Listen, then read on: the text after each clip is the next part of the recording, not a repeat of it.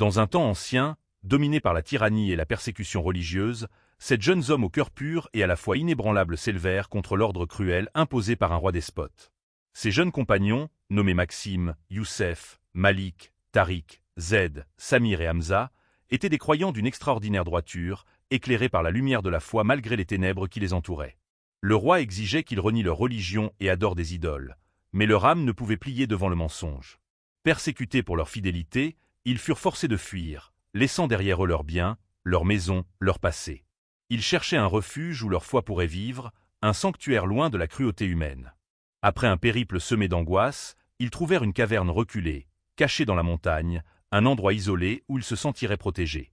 Là, ils déposèrent leurs armes, non pas de guerre, mais de patience et d'espoir, suppliant Dieu de les garder à l'abri.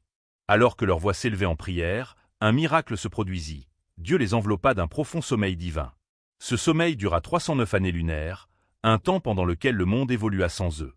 L'empire tyrannique perdit son pouvoir.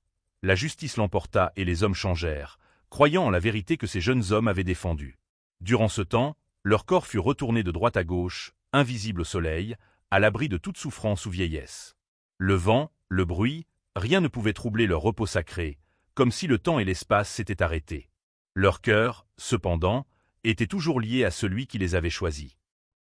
Un jour, la lumière douce d'une aube nouvelle pénétra la caverne. Le souffle d'un vent léger caressa leurs visages fatigués, éveillant leurs âmes endormies. Leurs yeux s'ouvrirent sur un monde transformé, un monde où la tyrannie avait cédé la place à la paix, où la foi était libre et honorée.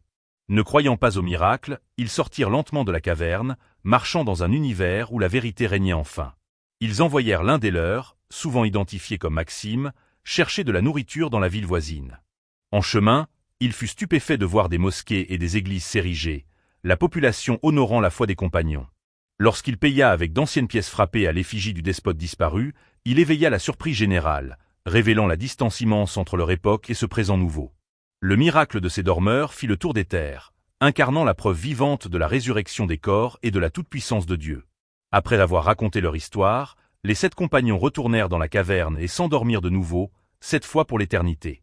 Ils furent inhumés ensemble, là où leur refuge avait été, devenant un symbole durable de foi et d'endurance. Quant à la récompense de leur sacrifice, Allah les éleva en rang auprès de lui, les honorant pour leur patience et leur confiance indéfectible. Leur histoire est un monument de récompense divine. Ils furent protégés du mal, purifiés dans leur sommeil, et devinrent des témoignages vivants que la justice de Dieu triomphe toujours.